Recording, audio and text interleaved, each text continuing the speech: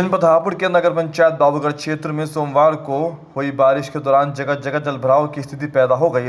इस दौरान कुछ दुकानदारों की दुकान तक पानी पहुंच गया, जिन्हें काफ़ी ज़्यादा परेशानी हुई। कुछ व्यापारियों का माल खराब हो गया। इसी के साथ राहगीरों को निकलने में काफ़ी ज़्यादा परेशानी हुई। क्षेत्रवासियों का कहना है कि ज़रा सी बारिश में बाबूगढ़ क्षेत्र में जगह जगह पानी भर जाता है।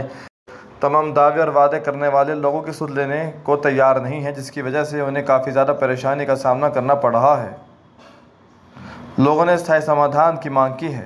सोमवार को जनपद हापुड़ के विभिन्न क्षेत्रों में बारिश हुई, जिसके बाद बाबूगढ़ क्षेत्र में जगह जगह पानी भर गया। बाबूगढ़ के लोगों ने बताया कि पानी भरने से बीमारी का खतरा बढ़ जाता है। इस दौरान व्यापार भी पूरी तरह चौपट हो जाता है।